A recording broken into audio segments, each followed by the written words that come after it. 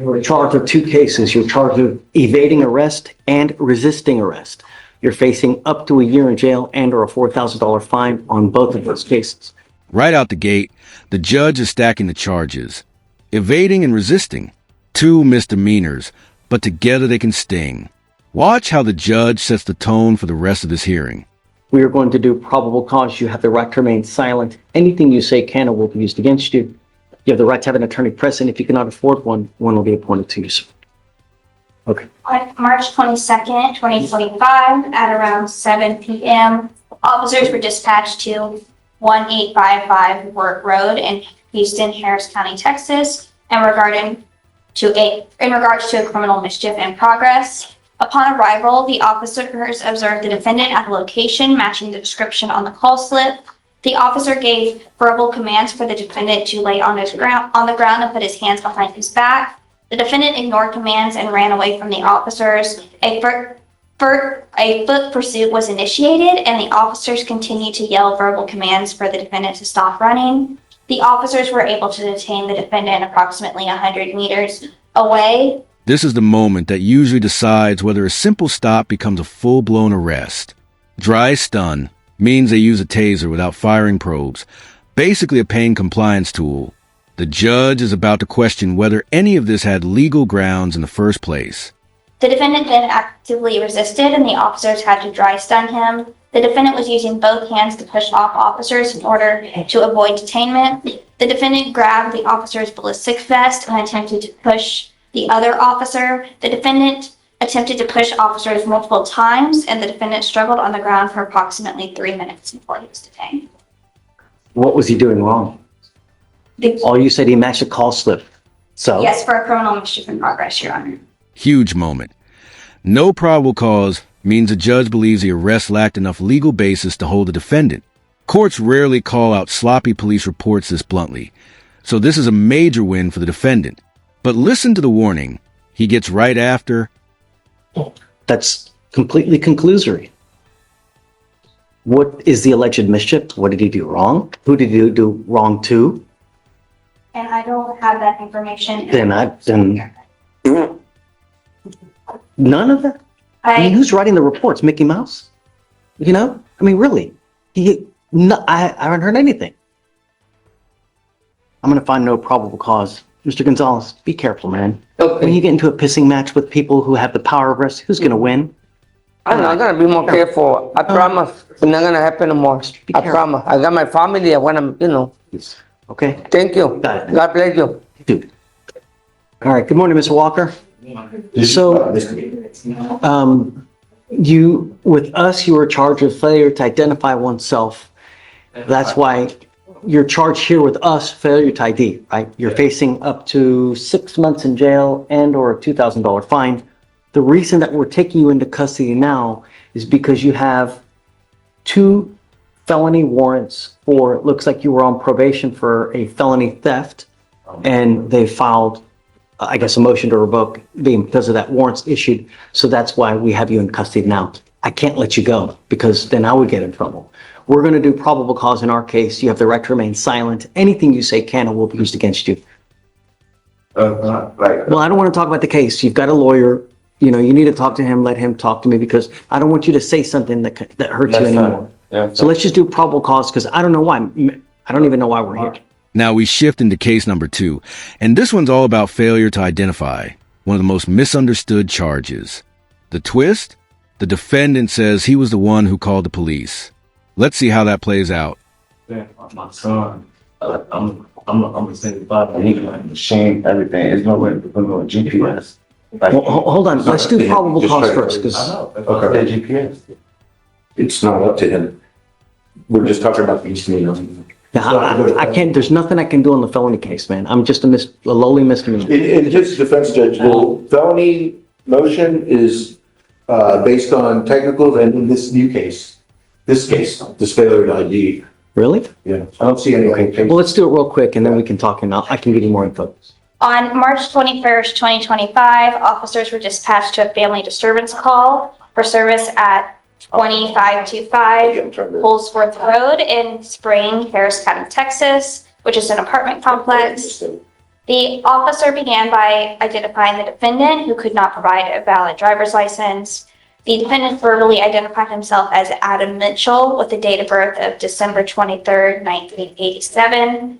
The reportee then gave the officers his correct name, and the defendant then admitted to providing false information due to advising about a traffic warrant that he believed he had. The defendant then gave his correct name. The officers discovered an active warrant for the defendant out of Cook County, though there was no extradition. So there was a warrant out of Cook County. There was, but there was no Cook extradition. County, Illinois? Yeah, sure. I looked at the NCIC. All I saw in there that it could possibly be was some sort of like traffic offense. Okay. That's the officer he's talking about. Don't say. Not, right. So he gives the name of Adam. Adam Mitchell. And Judge, this isn't filed as a fugitive, just a straight Right, alien ID. Right. Well, because he wasn't. Well, maybe he was. I don't know. Regardless, so Mr. Walker, I'm going to find that there's sufficient probable cause. Well, hold on. I'm going to find that there's sufficient probable cause to go forward in this failure to ID case. Great question, and one viewers always ask. In disturbance calls, officers often check everyone's identity for safety and to figure out what's going on. Not always fair, not always consistent, but very common. The judge can't give legal advice, but he drops hints about procedure. It looks like, Call the police. I don't want to call the police. They never asked me my name. I don't, Like, I'm the person who called the police. I thought it was a stop. No, they No. were dispatched to a family disturbance at an apartment complex. The officer arrives, proceeds to try to identify both individuals, began by identifying the defendant, who could not provide a valid driver's license. The defendant then identified himself verbally as Adam Mitchell with the date of birth of December 23rd, 1987. I mean, I get that you call the police, but nevertheless, I mean, we've got, Then he told him the right info. but you still gave the wrong info, and then they looked him up, and then it gets, So, I mean, there's enough probable cause to go forward. Why would that didn't happen, but why did, like, if I call the police, why are they asking for my ID in the first place? They don't have the right to do that, sir. They're going there for a disturbance. Yeah, They because have to, how- look, I can't get into all that stuff now, but they're going to investigate something that happened. There's a disturbance. They go there. Normally what officers do is they have to look at everybody who's there to determine, hey, who is this? What's going on here? Does this person have any kind of issues? And so, regardless, the good news is that it looks like on your motion to revoke, the only thing is fees that I see in this case, okay? I can't let you go at this time because this is a felony warrant. You're set at no bond now, but you'll get to felony court on Monday, and at that point, I mean, I'm sure that they'll do something. I'm not gonna, Yes, that's crazy, man. I called the police. I'm not gonna, A couple fighting, and I just called the police. That's all I did, sir. I seen two couples fighting, and I called the police because there was a guy hitting the woman. I can't give you legal advice. She's writing everything down too that you're saying. Maybe later Just down the don't road, say you might anything at want to this say point. something You different. can talk to Mr. Pons. I'm not putting any conditions on your bond. Just be careful, Mr. Walker. Okay, thanks. What was our bond? And this one, it's PR bond, right? Yeah, he's got a PR. No, I bought that for $1,000 on the job. So you're. That's Was it right. a- It's 1,000. Excuse me, Your Honor, I'm approaching on Neil White. Is he, And Judge, he's been carried like since Monday, the 24th. That's when he appeared on your docket initially for a new charge for the bond violation report, which is filed, and also a motion to revoke and raise. But he was still incarcerated on Monday, Judge. Now we enter the heaviest case, assault plus violation of a protective order. This is where things get complicated fast. Both sides tell completely different stories, and the judge must decide based on probable cause, not who's more believable. Watch how the defense attacks the credibility of injuries. Monday morning. he's right here now, right? He's here now. Okay. But Come up, Mr. White. Mr. White, We were on bond for an assault of a family member. Yes, sir. Since 2023. Yes, sir. In 2025, in February, you pick up a terroristic threat, Yes, sir. and now you've picked up another assault of a family member and a violation of a protective order. We're going to do probable cause. You have the right to remain silent. Anything you say can or will be used against you. Yes. You have the right to have an attorney present. If you cannot afford one, one will be appointed to you. On May 16th, 2025, in Harris County, Texas, officer was dispatched to an apartment for a family assault. Officer met with the complaining witness. The complaining witness had visible injuries on her face, including bruising on her eye and swelling on her head. The complaining witness went over to the defendant's house. Defendant grabbed the complaining witness by the arms and threw her into a table and chairs. Defendant began to punch the complaining witness multiple times in the stomach and slap her in the face. Complaining witness attempted to leave, but the defendant followed her through the apartment complex. The defendant currently has a protective order for terrorist threat, which bars contact between the complainant and the defendant. Is that the violation of the protective order? Yeah, it's a felony, VPO. Your Honor, may I be heard? Your Honor, the complaining witness shows up at my client's apartment. He lives there by himself. She shows up like at 5 a.m. in the morning. My client did not assault her in any way. Actually, the complaining witness broke his phone, and my client left the apartment so he wouldn't have to deal with her because she wouldn't go away. But at no time, Your Honor, did he assault her.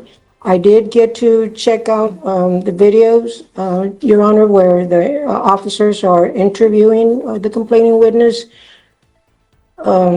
She alleges that he punched her in the abdomen.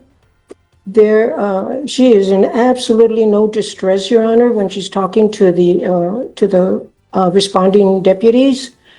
If he had punched her in the abdomen, Your Honor, I can really say that she probably would be doubled over and would want to go to the hospital. The EMS did check her out, it appears, but she refused transport to the hospital. I couldn't tell from the body-worn cam video, Judge. It wasn't close up enough, but I couldn't tell. I couldn't see any bruises it's like I said, she was not in distress whatsoever. She is the one who really went to his apartment. He did not go. He did not violate the protective order. And Well, the violation of protective order is a felony offense anyways, so. yes, Judge. Yes, Judge. I understand. I understand. So I just And- have, an assault, a terroristic threat, and now another assault. Right. So which assault is he alleging that's the, Right, Judge. Right. Yes, Judge. And she's filed or the state has filed a terroristic threat on her behalf, a charge on her behalf. If she was so terrified of him, Judge, why is she popping up at his I don't know apartment? that that's actually true. Who's saying, he's just telling that to you? I mean, how do we know that's really true? Well, she's there, Judge. Those are the apartments that are shown on the body-worn cam video. It's his residence. Is she actually on video at his apartment? Have you They're seen outside it? of the apartment. They're outside on FM 1960. That is not her residence. The protective order has got a totally different address where he is prohibited from Tell me, going. Sebastian. Okay, well, the VPO is not based on an address restriction, it's based on the assault of a protected person. And as far as the representations that defense has made today, we have no way of verifying any of that to be true. I disagree with the assertion that she shows no visible injuries. The face does appear to be swollen with some red markings. Number three, the allegation that she's over at the house don't disqualify her as being a protected individual, and VPO is for an assault, not for a residency restriction.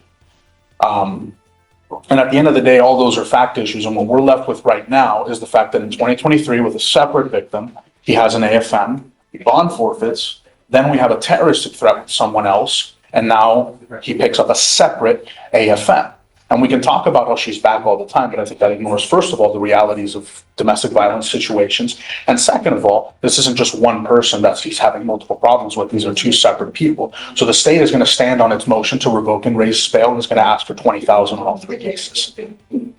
Your Honor, may I respond? Sure. The complaining witness has not, has recanted. to these, March 16th, to the current charges, to the newer charges. Which alleged victim is recanting, the first or the second? The terroristic threat, complaining witness, Your Honor. And the other, assault family member case, Judge, the complaining witness is currently incarcerated. But,